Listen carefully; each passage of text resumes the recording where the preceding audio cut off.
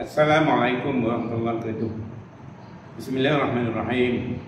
Alhamdulillahirabbil alamin wassalatu wassalamu ala asyrafil anbiya'i wal mursalin wa ala alihi wa sahbihi ajma'in. Rabbi shrah li sadri wa yassir li amri wa hlul 'uqdatam min lisani yafqahu qawli. Saya pagi ini untuk makluman tuan-tuan dan pendengar di luar sana. Saya pagi ini berpeluang untuk menemu ramah Tuan Haji Muhammad Rabi bin Haji Ahmad yang menjadi model dan ada pengetua kepada Madrasah Ittifaq Al-Wataniyah Kampung Batu Menunggul, Pendang. Dan madrasah ini adalah berkaitan dengan bersempadan dengan Masjid Kampung Batu Menunggul, Pendang. Dan Tuan Haji Muhammad Rabi adalah seorang guru dulu, dan kemudian akhirnya beliau telah menjawatan jawatan pengetua di Sekolah Menengah Kebangsaan Pendang, dan beliau telah bersara beberapa tahun yang lalu.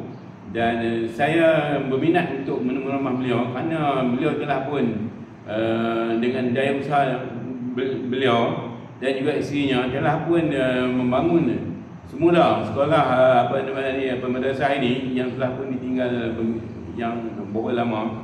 Dan setelah beliau bersara, beliau mengambil sekolah ini dan membina semula dengan bangunan yang teguh dan sebagainya, dan bertunggu lumus dengan isterinya untuk mengasuh pelajar-pelajar yang datang belajar di sini, di sekolah di madrasah ini. Dan saya tidak cadang nak cakap panjang, saya sepakat kepada Tuan Haji Muhammad Rabi untuk menghuraikan mengenai sekolah dan wawasan beliau dan kenapa beliau buat sekolah ini dan sebagainya.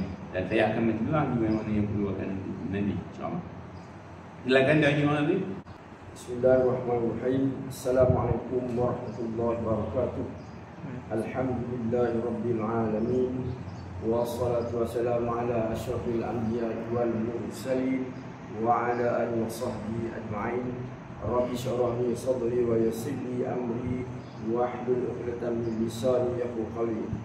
Terima kasih Tuan Haji Ahmad Tajuddin kerana telah memberi peluang kepada saya pada hari ini untuk bercerita sedikit tentang berkaitan dengan Madrasah Ittifaq Al-Wataniyah. Alhamdulillah, saya bersyukur kepada Allah Subhanahu Wa Taala pada pagi ini saya akan bercerita di sejarah penubuhan Madrasah Ittifaq Al-Wataniyah. Pada permulaannya dimulakan dengan kelas Al-Quran pada tahun 1950-an oleh ayahnya saja, Tuan Guru Haji Ahmad bin Haji Ambuah Sumuh, iaitu bermula di rumah. Dan para pelajar pada ketika itu adalah orang-orang kampung yang tinggal di kampung Batu Menunggul ini, yang bermula dengan 1 orang, 2 orang, dan pertama meningkat sampai 50 orang dan telah meningkat sampai 100 orang. Bila sampai sehingga 100 orang, maka tempat tersebut tidak cukup. Jadi orang kampung, waris-waris pelajar telah bermesyuarat secara tidak langsung untuk membina sebuah bangunan untuk menempatkan anak mereka untuk membaca Al-Quran yang telah diajar oleh ibu saya, Hajah Siti Aminah bin Muhammad Saleh, dan ayahanda saya, iaitu Tuan Guru Haji Ahmad. Alhamdulillah. Jadi saya diselaki kerana ditegur Tuan Haji. Bermula tahun berapa tadi? 19. Baik. Jadi pada tahun 1991 sekolah ini telah didaftarkan di bawah Jabatan Agama Islam Negeri Kedah. Jadi sebelum itu pada tahun awal 60-an, orang kampung telah membina satu bangunan yang dibuat daripada tiangnya kayu-kayu dan juga diambil daripada sekitar kampung inilah, dan pada ketika itu hutan. Dia orang kampung tebang dan buat bangunan dan beratap rembiar lah untuk pelajar ni, orang kampung pada ketika itu, untuk belajar Al-Quran tajwid dan banyak berkaitan dengan kitab-kitab. Tuan-tuan dan puan-puan dan para penonton yang saya hormati sekalian, jadi sekolah ini telah dirasmikan oleh Perdana Menteri yang pertama, iaitu Tunku Abdul Rahman Putra Al-Had pada tahun 1964. Dan pada ketika itu sekolah dulu dipanggil sekolah Arab Batu Nunggul atau Madrasah Tifal Wataniyah ini diajar semuanya dalam bahasa Arab. Jadi pelajar-pelajar yang tidak pergi ke sekolah rendah, mereka akan datang ke sini untuk belajar agama, Al-Quran dan juga bahasa Arab, iaitu berkaitan dengan pelajaran-pelajaran berkaitan dengan bahasa Arab. Dan pelajar-pelajar diterima bermula dengan tingkatan 1, 2 dan seterusnya. Dan ada pelajar-pelajar yang belum sampai umur 12 tahun masuk tingkatan 1, misalnya 10 tahun juga diterima untuk masuk kelas peralihan. Dan alhamdulillah bapa saya bersama orang-orang kampung dan beberapa ustaz yang telah mengasaskan sekolah ini pada tahun 1961, dan seperti yang saya katakan tadi bahawa tahun 1964 telah diresmikan oleh Tunku Abdul Rahman, Perdana Menteri yang pertama. Dan hasil daripada itu, maka pelajar-pelajar kampung sekitar seperti Bukit Raya, Bawah, Bukit Seni, Bangun Masjid, Bukit Pinang, Paisna, ramai pelajar yang belajar di sekolah ini yang terdiri pada pelajar lelaki dan perempuan. Dan antara pelajar-pelajar yang telah berjaya sehingga mendapat keputusan sehingga tingkatan 3, mereka telah melanjutkan pelajar ke Mata Mahmud di Al-Ustaz, seterusnya pergi ke Mesir iaitu Universiti Al-Azhar. Antaranya ialah Syekh Datuk Syekh Yahya bin Ismail, dan beliau telah kembali daripada Mesir untuk berkhidmat di Jabatan Agama Islam Kedah dan sebelumnya menjadi Ketua Hakim Mahkamah Syariah Parlimen Kedah, dan sekarang telah pun bersara. Dan lain-lain lagi, contohnya ialah Datuk Fatimah Haji Ismail yang berada di Bukit Jamul, juga telah berjaya menamatkan pengajian sekolah ini, pergi ke Mata Mahmud dan seterusnya menjadi ahli politik kawasan undangan air putih. Dan pelajar-pelajar lain banyak telah menjadi guru-guru agama di Sabah dan juga telah masuk tentera menjadi guru kagat dan juga menjadi tuan-tuan imam, para syekh dan bilal di seluruh negeri Kedah ini. Tuan-tuan yang saya hormati sekalian, untuk makluman tuan-tuan, kita punya visi atau wawasan untuk sekolah ini, iaitu kita nak melahirkan pelajar-pelajar yang cemerlang di segi ilmu keduniaan dan ilmu ukhrawi atau ilmu akhirat, supaya mereka bila masuk dalam masyarakat, mereka boleh ke tengah dan ke tepi. Jadi mereka maknanya misalnya bila masuk dalam masyarakat sudah jadi imam, jadi bilal, hanya jadi untuk baca tahlil, baca yasin. Jadi mereka memang tak ada masalah. Alhamdulillah, pelajar-pelajar saya ni ramai dan alhamdulillah telah seorang daripadanya telah berjaya menghafal Al-Quran 30 juzuk khatam, iaitu Ahmad Azrah bin Abu Mansur. Sekarang ini telah memberikan pelajaran ke Mata Mahmud ini ataupun di bawah pengelolaan pejabat zakat. Dan insya-Allah tahun-tahun akan datang lebih ramai lagi pelajar-pelajar akan melanjut pelajaran ke sana. Dan juga sekarang ini kajian dah memberi peluang, iaitu melalui TV ataupun kemahiran kepada pelajar yang telah tamat hafiz atau hafal Al-Quran. Bila mereka berumur 17 tahun, maka mereka layak untuk lanjut belajar ke bidang kemahiran. Dan dari segi pelajaran, pelajar ni bermula awal pagi pukul 5 pagi mereka dah bangun untuk mandi, bersih untuk persiapan diri. Kemudian mereka akan sembahyang, sunat tahajud, sunat hajat, sunat taubat, dan mereka akan mengulangi Al-Quran, membaca Al-Quran untuk persiapan untuk waktu pagi untuk menghantar sabak yang akan dikendalikan oleh insya-Allah oleh anak-anak saya, Ustaz Muhammad Hilman, dan juga isteri saya akan membantu untuk pengajian Al-Quran.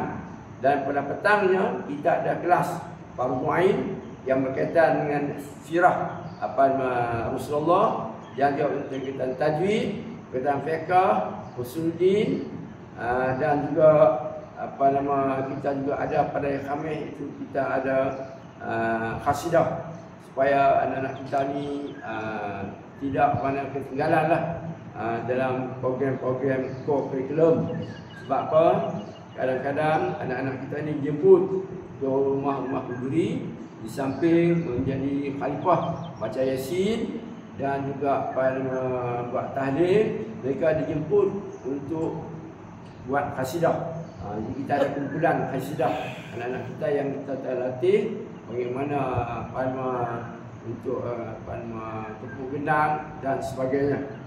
Tuan-tuan yang saya hormati sekalian, tuan-tuan dan puan yang saya hormati sekalian, kegiatan-kegiatan co-curriculum yang lain, pelajar-pelajar ni juga kita bawa untuk main bola sepak, futsal, badminton, memanah, sepak takraw, badminton dan lain-lain lagi. Dan antara pelajar kita ni juga yang dijemput dalam pertandingan, contohnya kedau. Jadi ada pelajar yang kedau, mereka akan masuk pertandingan. Contohnya iaitu Muhammad Safwan, dia pernah memenangi hafalan nombor 3, dan juga abahnya iaitu Muhammad Syafiq.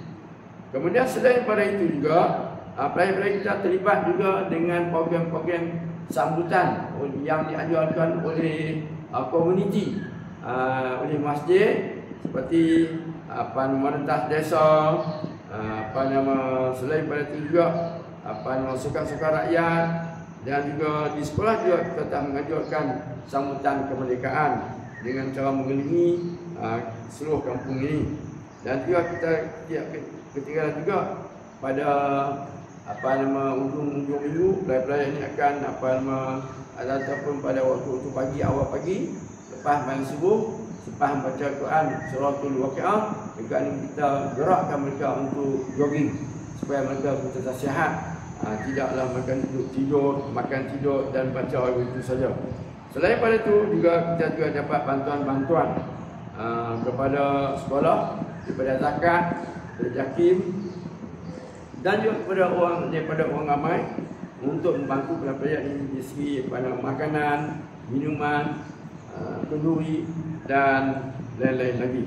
Jadi wawasan kita seperti mana yang saya tegaskan tadi, bahawa selain melahirkan pelajar cemerlang, kita juga nak pelajar-pelajar kita ini bila keluar daripada madrasah ini, mereka kita tak nak terlibat dengan perkara yang tak baik, terlibat dengan darah, jadi mak limpit dan sebagainya. Kita nak mereka ceburkan diri dalam masyarakat.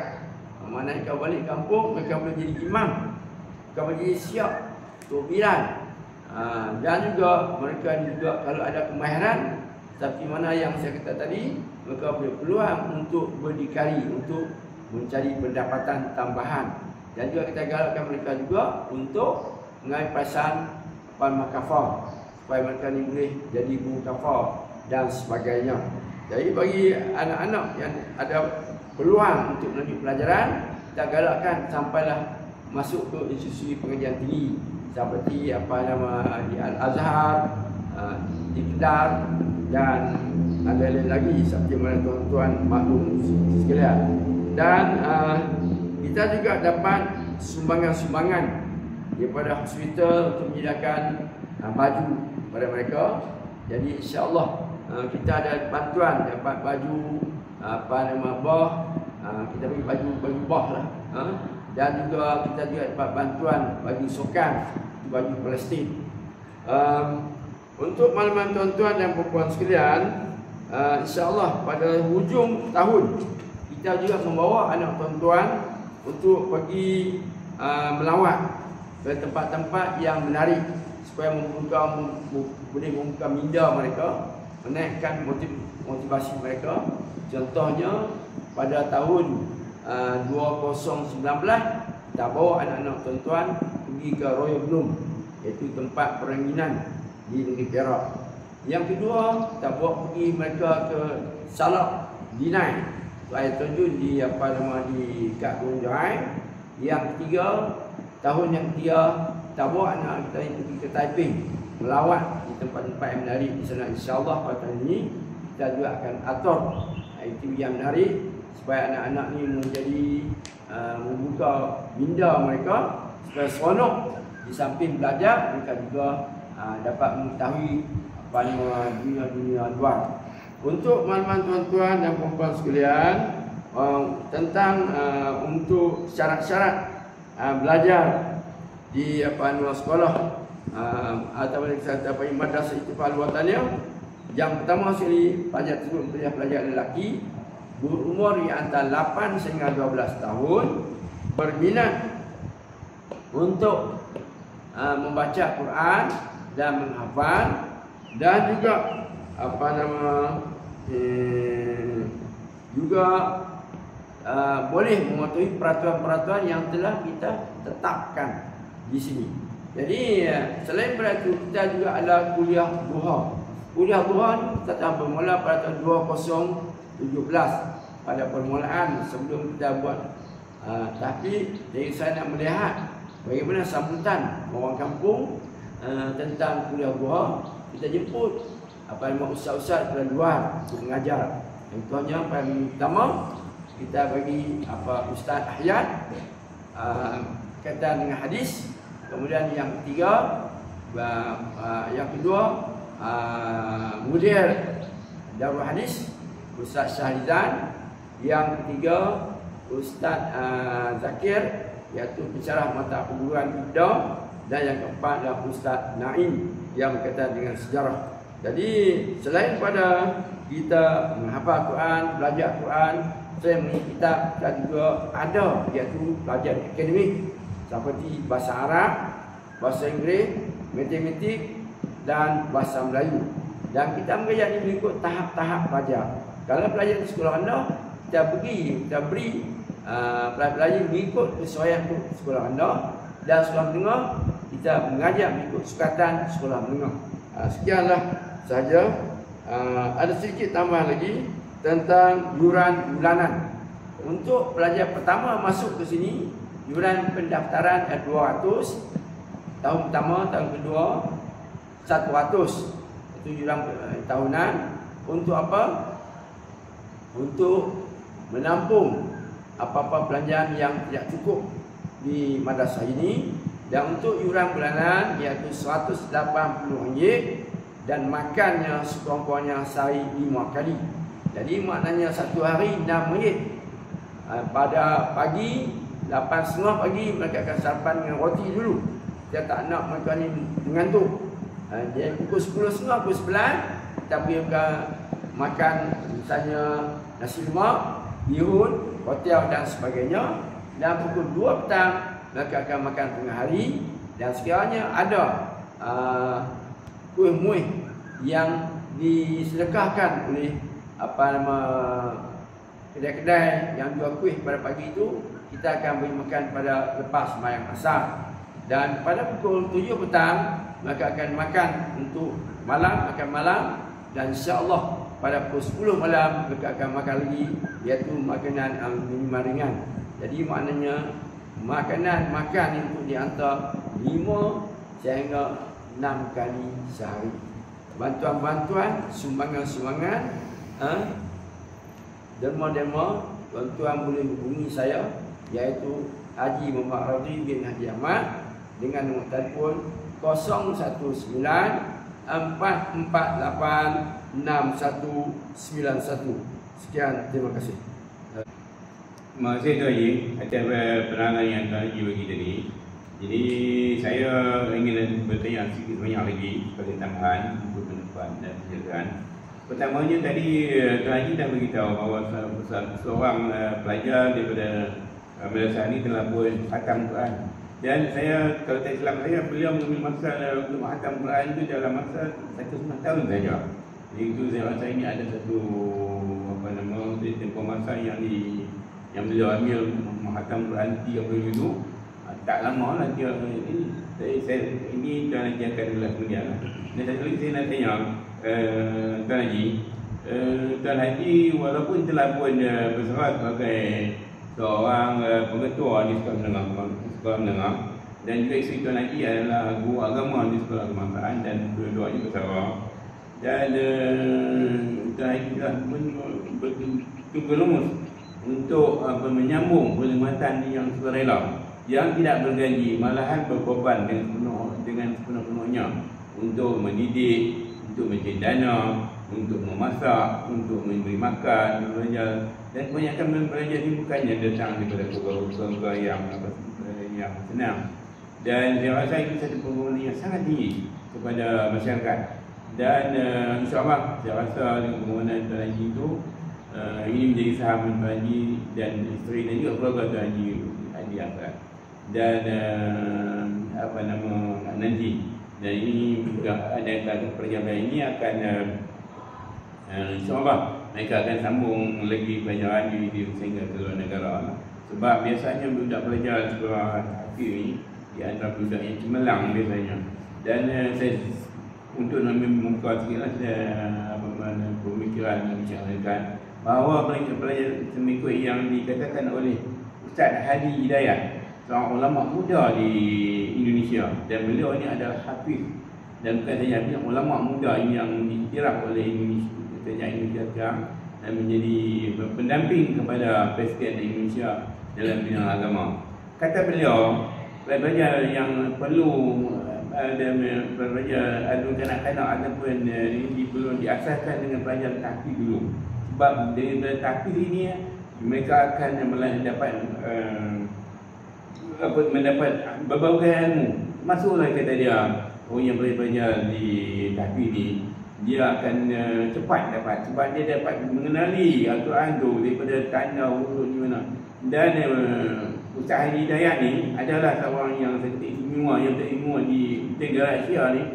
Dan dia boleh menunjuk di dalam Al-Quran tu ayat itu di mana, baris berapa, di mana, di atas, di bawah, semua saja dia cukup peka dalam ni. Dan ini telah peniktiraf. Dan saya selalu memuji ceramah beliau dan pendakwah yang lain yang memuji beliau bahawa sukar nak ditanding sebab dia boleh habang. Ayat ni duduk ni sekian, bukan surat sekian, duduk baris sekian, di atas, di bawah, semua dia boleh cerita. Jadi itu keistimewaan belajar tahfiz. Dan saya telah difahamkan ikut cerita yang saya dapat, 2 orang pelajar tahfiz yang dihantar oleh, yang dibawa oleh ibu bapa oleh kontak pelajar ini daripada Kuala Lumpur yang dihantar belajar tahfiz di Mekah. Dan mereka ini tidak belajar ilmu akademik asas di sekolah biasa kerajaan. Dan mereka pergi belajar beberapa adik di Mekah, dan baliknya kemudian ayah mereka hantar belajar di sekolah Cina, saya di sekolah Cina, jenis kebangsaan Cina di Al-Ustaz, dan terus mengambil SPM.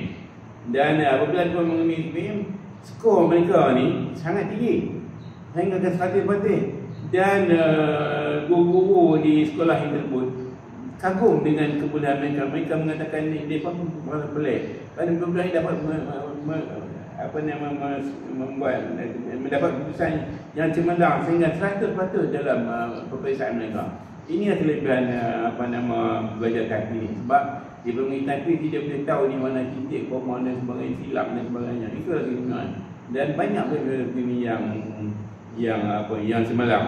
Bukan saja dari bidang hafalan, malahan di bidang mengikut yang Ustaz Hadi Hidayat mengatakan bahawa bidang apa pun kita boleh menguasai dengan mudah apabila kita mengaji belajar hafiz. Sebab mereka ada Al-Quran tu semua ada ilmu bidang apa dia boleh tunjuk. Nak ambil keturunan ke bahasa Cina ke dia kata sangat mudah dia kata apa boleh duduk belajar dia hafal Quran. Itu dia semuanya hafal Quran. Jadi di sini ni bukan saja ajar Quran tetapi juga mengajar akademik dan juga mengajar kitab-kitab apa nama surah dan sebagainya.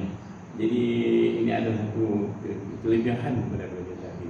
So saya sangat menyanjung tinggi lah pengguna Tuan Haji Rabi dan isteri dan keluarga yang mengembangkan berbagai cara anak dia dan anak-anak beliau sekali di antaranya. Jadi saya beberapa masa kali ini Tuan Haji yang apa nama belajar ni betul dia dua satu yang dia. Jadi Tuan Haji jelaskan sedikit. Baik, saya nak tambah sedikit lah. Alhamdulillah. Para penonton yang saya hormati sekalian, pelajar sebelum kita yang menghafal Al-Quran khatam 30 juzuk adalah Ahmad Azrah Adam bin Abu Mansur. Beliau telah menghafal Quran dalam tempoh 1 tahun 5 bulan. Jadi apa yang saya melihat, yang pertama, beliau mempunyai wawasan, iaitu ingin melanjut pelajaran ke pusat perguruan tinggi. Jadi pelajar-pelajar ini sepatutnya dia kena ada hala tuju. Dalam otak dia tu, dia kena ada apa nama fikir bahawa apa tujuan dia untuk menghafal Quran. Jadi mana dia nak beli pelajaran. Saya pada kena Allah Ta'ala tu tujuannya untuk beli pelajar ke pusat perguruan tinggi sehingga yang paling tinggi. Jadi setelah itu maka dia telah menjadualkan diri dia, jadual belajar itu. Dia beri tumpuan sepenuhnya sehingga kan satu hari dalam pemerhatian kita yang kita ada data, satu hari dia boleh hantar Sabah 2 helai. Manakala 2 helai dalam satu juzuk dia ada 20 helai. 20 helai. 20 muka surat. Ini manakala 20 muka surat dalam sebulan, maknanya dia boleh habis untuk hafalkan satu juzuk. Yang mungkin sampai 1,5 juzuk. Jadi dengan istiqamahnya membuat hafalan, jadi dia telah berjaya dengan yang keadaan yang cepat. Maknanya 1 tahun 5 bulan dah maknanya habis, tamat 30 juzuk. Jadi dia ada cita-cita. Bila ada cita-cita, maka dia belajar sungguh-sungguh. Dia mengatur jadual dia. Kalau pelajar-pelajar lain menghafal Al-Quran, misalnya dia mula masuk kelas pukul 9 ke 8.30 sehingga pukul 12. Jadi dia sebelum itu dia dah menghafal Al-Quran dah. Dia buat persiapan pada waktu subuh. Dia ada juga dia buat persiapan hafalan selepas tamat pada pukul 10 malam. Dia terus menghafal sampai pukul 12 sampai 11. Jadi esok tu dia tak ada masalah untuk menghantar sabak. Dalam dua lain dia tak ada masalah. Sedangkan pelajar-pelajar lain, jadi mereka hantar kadang-kadang setengah muka surat, 1 muka surat istiqamah sampai sepanjang tahun. Ini macam mana nak habis, nak tamat 30 juzuk dalam tempoh 1 tahun setengah. Jadi inilah yang saya pati, dia ada cita-cita nak beli pelajaran, dia ada cita-cita beli pelajaran, dia dah plan dah rancang. Macam mana dia nak habiskan tingkatan 4 supaya masa tingkatan 4 dia boleh lanjut belajar untuk SPM pada tahun 2026. Ini satu kejayaan yang saya lihat. Kemudian pelajar saya sebenarnya ramai, sampai dengan 40 orang, tapi mereka boleh belajar di sini hanya bila sampai 10 juzuk mereka ada berhenti. Apa sebab? Sebab apabila mereka balik rumah dan masa cuti, mereka terpengaruh dengan rakan-rakan persekitaran, rakan-rakan sebaya yang maknanya bercerita tentang hal keseronokan tentang sekolah menengah. Jadi cita-cita mereka untuk menghafal Quran itu mana tak ke mana. Kemudian ibu bapa mengikut kehendak anak-anak. Kalau nak berhenti dah. Kalau nak belajar dah. Jadi maknanya sokongan kepada sangat penting untuk memberi motivasi. Bila datang melawat anak, beri motivasi pada anak untuk terus belajar di sini. Jadi doa ibu bapa dia penting. Kalau hanya beri semangat saja, motivasi, tapi doa ibu bapa tidak ada. Sembahyang solat hajat ibu bapa tidak ada. Hanya mengharap anak-anak jadi sini dengan doa-doa para mudir dan ustaz-ustaz, saya rasa tidak mana. Jadi kerjasama, pelibatan semua pihak sangat penting.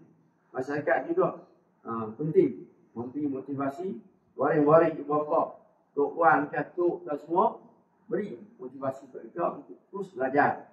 Kita tak mau bila balik rumah tu apapun tok wan kata, hang nak jadi apa ni, nak Al-Quran? Ada kerja. Tengok kemarin ni sekolah menengah ada kerja. Tapi sebenarnya bila kita mengkaji sebenarnya ramai pelajar sekolah menengah habis SPM tak ada kerja. Jadi kalau pelajar-pelajar yang menghafal Quran, di sini kita wajibkan mereka untuk menghafal tahlil, doa tahlil, doa yasin. Jadi mereka sini kalau balik kampung boleh ke tengah ke tepi. Bila masyarakat untuk buat tahlil, mereka boleh hafal Quran, hafal doa tahlil. Jadi kita memang melatih mereka. Cuba kita beri budak sekolah untuk buat tahlil, mereka tak tahu. Ini satu kelebihan dan kekuatan ada pelajar-pelajar, tapi banyak benda yang kita ajar. Contohnya untuk jadi imam sembahyang jenazah, kita latih mereka untuk menjadi imam sembahyang jenazah dan doa-doa untuk solat jenazah. Jadi saya rasa mereka tidak ada masalah. Yang penting ialah semangat pelajar-pelajar itu sangat penting.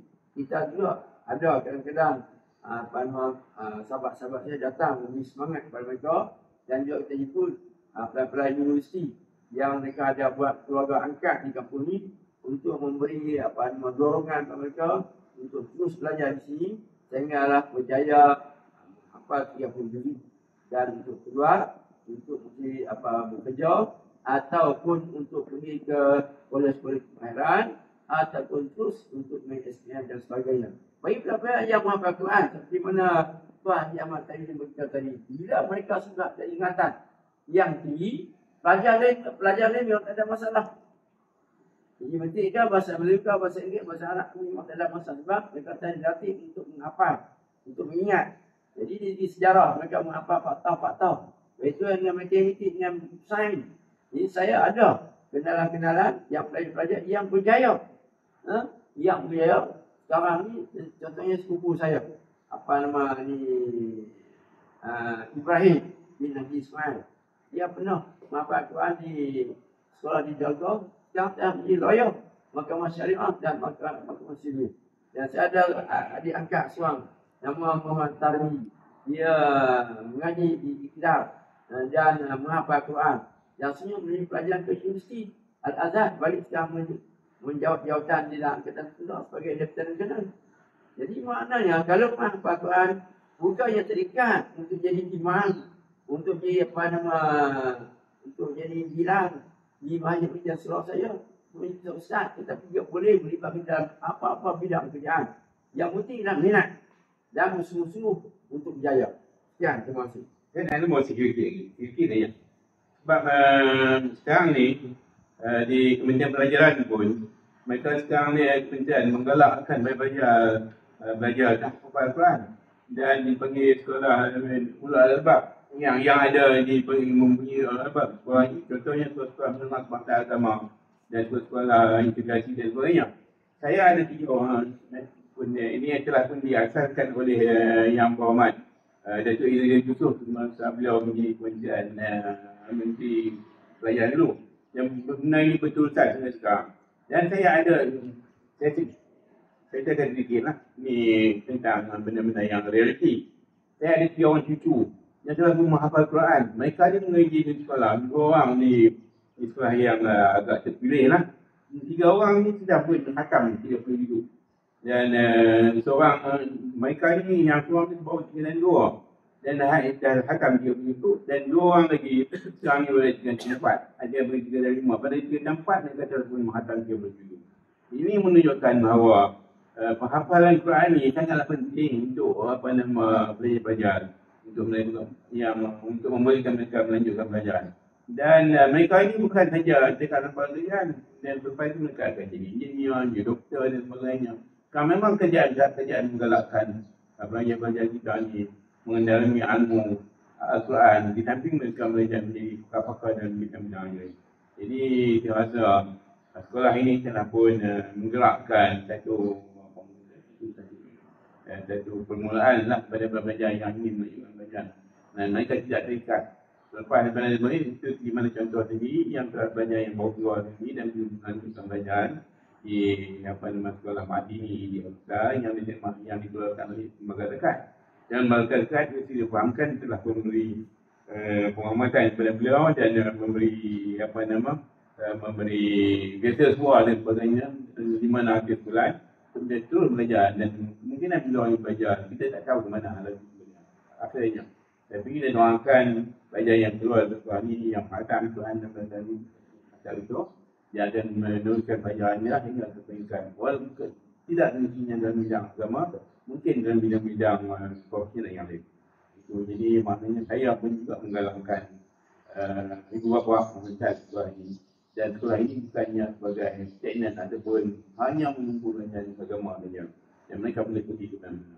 Dan sebagai contohnya sekolah yang di bidang yang dipanggil Ulul Albab itu pelajar-pelajar mereka akan pergi ke luar negara dan sebagainya dan sebagainya. Itu sebagai asas saja yang diharapkan bapa akan menghantar anak-anak. Dan itu yang sebenarnya. Dan ada lagi saya akan tambah hasil dari pengalaman saya. Pelajar-pelajar yang belajar di sini kalau dibandingkan dengan Ulul Albab, pelajar-pelajar yang baik dalam ilmu ishaq dan sebagainya. Di sini pelajar-pelajar datang sini yang tidak tahu apa-apa. Yang baca ABC pun tak boleh. Sama-sama baca Al-Quran. Jadi pelajar-pelajar di sini kita yang tak boleh baca ABC, kita ajak pada awal.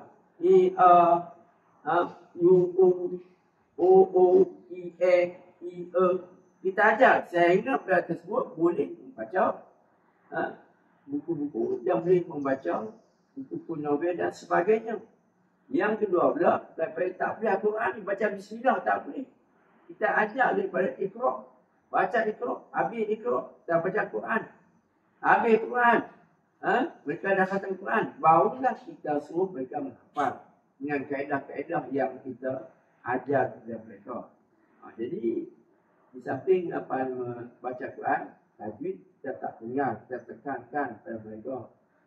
Kita soal mereka, bunyi apa, tanda apa, bunyi macam mana, panjang dan pendek. Jadi mereka semua kena jawab. Dan hujung tahun kita ada peperiksaan. Di sinilah kita akan beri markah. Isi tajwid yang macam mana, bacaan macam mana, lancar atau tak lancar. Jadi kita tekankan itu. Dan akhir tahun, kita akan beri hadiah selain peperiksaan juga hadiah pertandingan yang mereka telah laksanakan sepanjang tahun di sini.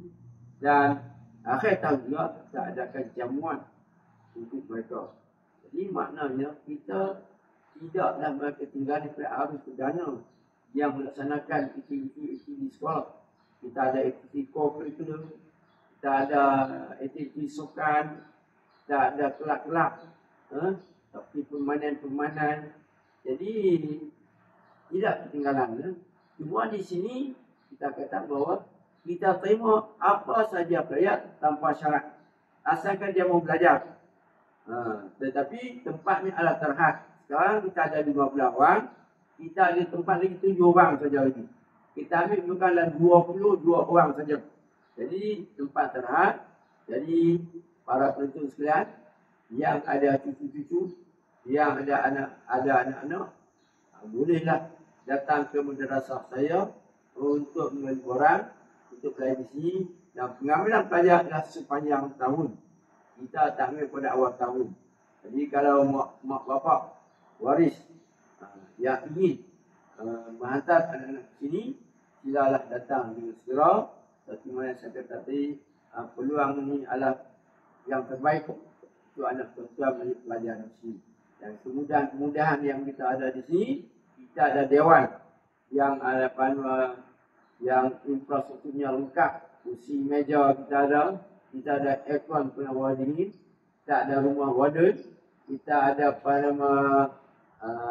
katil kita sedia, tilang kita sedia, Kita ada tempat makan, kita ada kantin. Untuk menginap kita ada 2 tingkat bangunan yang lama. Kita ada tandas. Tandas yang setengah-setengah tandas tu bagi guna seorang saja. Sebab kita tak ramai lagi. InsyaAllah kita ada tempat jemuran pakaian yang cantik. Kita ada tempat-tempat permainan. Kita ni sedang dalam proses untuk buat tapak. Untuk permainan badminton, sepak takraw. Untuk futsal kita bawa player keluar. Untuk bola sepak kita bawa player ke kandang league. Di sana banyak selain pada bermain, ada juga sebab melihat keindahan-keindahan tasik dan sebagainya. Jadi saya alukan tuan-tuan segera untuk memborang dan kita ada peraturan-peraturan yang mesti dipatuhi untuk belajar di sini. Sekian, terima kasih. Terima kasih kepada Tuan Jali, dan saya mengucapkan syabas kepada Tuan Jali yang telah pun berusaha tak payah, dan ini satu kelebihan yang sukar kita dapat orang yang kita jadi naiknya dan sebagainya yang mau berkorban, walaupun beliau boleh bersenang dengan mendapat pension dan sebagainya, tetapi beliau telah pun bertanggungjawab. Ini saya sendiri yang saya pastikan bahawa pembangunan beliau dan sebagainya sangat tinggi, dan mudah-mudahan benar ini. Dan sekian, terima kasih lagi berlagi dan mudah-mudahan lagi tidak jemu-jemu dengan asal ayat dan tidak akan patah semangat untuk berjusan walaupun menghadapi berbagai dan dalam melaksanakan tanggungjawab sebagai orang Islam yang akan mendapat rahmat. Assalamualaikum.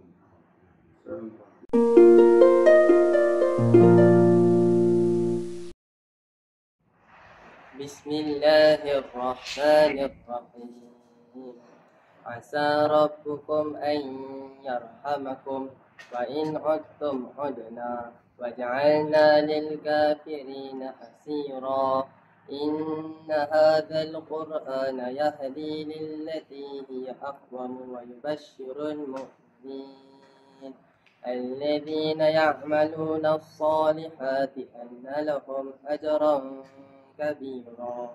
إن الذين لا يؤمنون بالآخرة أعتدنا لهم عذابا أليما ويدعو الإنسان بالشر دعاءه بالخير وكان الإنسان عجولا